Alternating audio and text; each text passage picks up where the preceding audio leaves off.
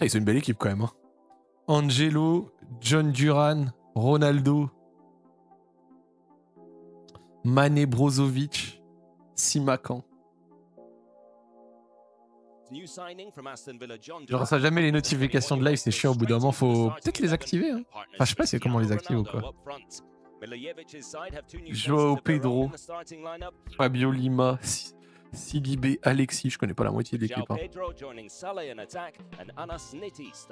En fait, John Duran, il a 9 millions de salaire, c'est pas si impressionnant que ça, 9 millions c'est énorme évidemment, mais en gros, John Duran, il y a aussi un aspect, je crois, en Arabie Saoudite de primes qui compte beaucoup. Et je crois que c'est sur les primes où vraiment il se régale. Après, les gars, il a 21 ans, il venait de percer en PL un peu, il était même pas complètement titulaire à Aston Villa. Il peut vraiment faire 2-3 ans et revenir tranquillement en Europe. Hein. Il peut faire 2-3 ans et revenir à... Oh, joli ça. Revenir à 23-24, ça m'étonnerait même pas. Hein. Je pense vraiment. Hein. Il y a des mecs qui ont fait à des moments quelques années à l'étranger et qui sont revenus en ayant un niveau pas horrible. Hein. Comme Ferreira Carrasco à l'époque, ouais. Ouais, Witsel, tu vois, des trucs comme ça. En vrai, moi, ça me choquerait pas. En plus, il est jeune, tu vois. Il est jeune, il a ses qualités, il va quand même être entouré de bons joueurs et de bons coachs. Donc, du coup, sa progression, elle va pas être non plus complètement nulle, tu vois. Il sera quand même entouré de bons coachs et de bons joueurs. Ça va... Peut-être après le fait de jouer dans des matchs à moins grosse intensité, ça va avoir un impact, tu vois, mais bon. Youssef El Arabi qui s'est cassé tôt au Qatar puis qui revient. Ouais. Ouais, il fait quoi CR7? C'est pas le scandale du siècle. Surtout que, comme j'ai dit, on connaît pas l'histoire des gens, tu vois. Genre, quand j'étais plus jeune, j'aurais pu me dire qu'il aurait pu espérer ce salaire-là s'il perçait plus dans le foot et tout. Il y avait le PSG à un moment sur lui.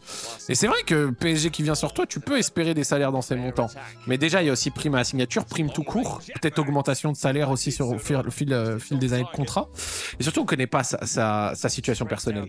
Genre, là, à tous les coups, c'est de l'argent genre qui change sa vie. Genre, ça se trouve, il a une famille dans la difficulté, ça se trouve, il a 20 personnes à charge, j'abuse en disant 20, mais... Et donc, du coup, magnifique. Prendre cet argent-là, tout de suite, ça le sécurise. Alors que le football, t'es jamais sûr de ce qui peut arriver.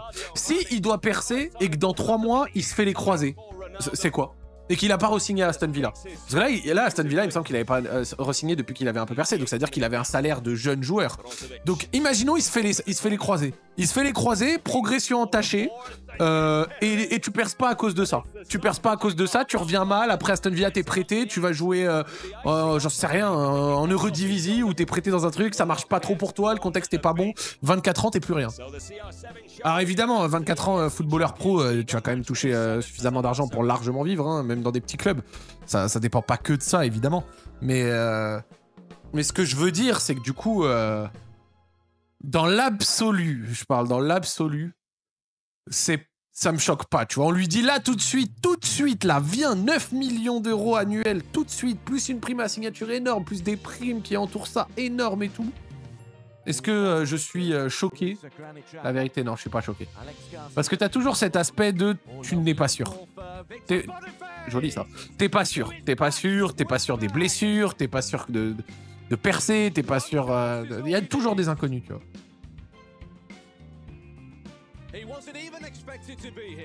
Donc en vrai de vrai, 21 ans, 2-3 ans, il peut revenir largement, voilà. Hein.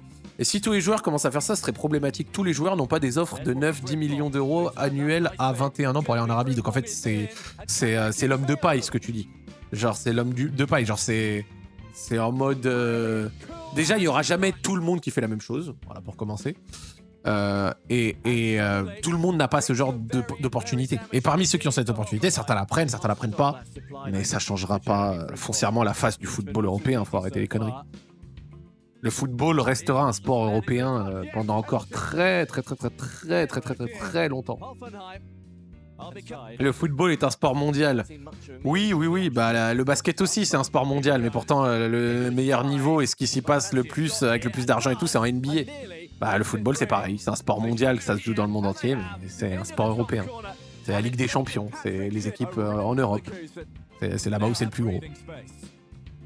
Après, on verra. Peut-être que le continent américain qui se développe, ça va pouvoir être compétitif un jour avec la Coupe du Monde des clubs, la fameuse Wirtz.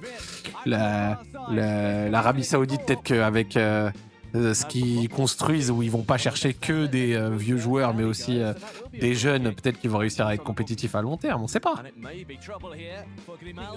Duran, l'offre est vraiment pas dingue, c'est ça que je trouve bizarre, frérot, écoute-moi. Faut rester les pieds sur terre. Là, on est sur un mec qui explose sur sa saison, là. Il n'est même pas titulaire. Quasi 10 millions de salaire net dans les conditions saoudiennes, hein, donc c'est quand même fou. Regardez qui marque. Et au-delà de ça, en plus de ça, en Arabie Saoudite, c'est aussi un gros système par prime. C'est important, cet aspect prime.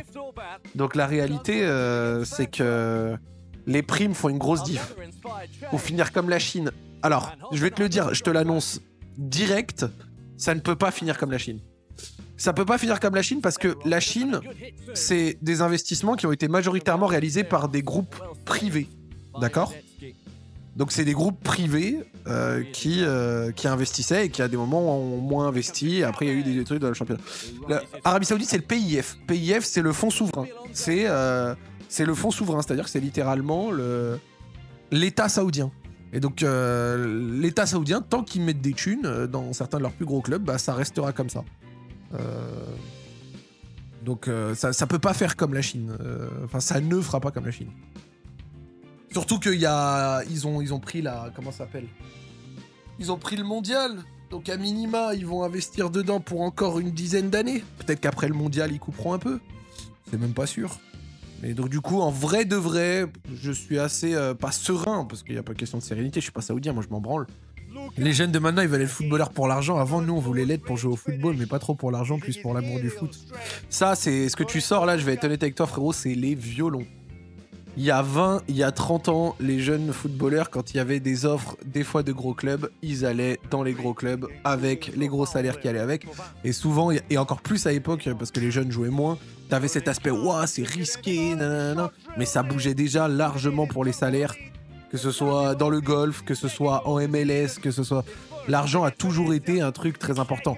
Genre, maintenant, il y en a plus, donc peut-être que un peu plus, mais... Genre, à l'époque, c'était juste l'amour du...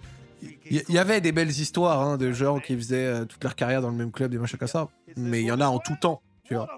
Et au-delà du fait qu'il y en ait en tout temps, à l'époque, frère, ça allait dans des pays pas possibles, là où il y avait le cash. Hein.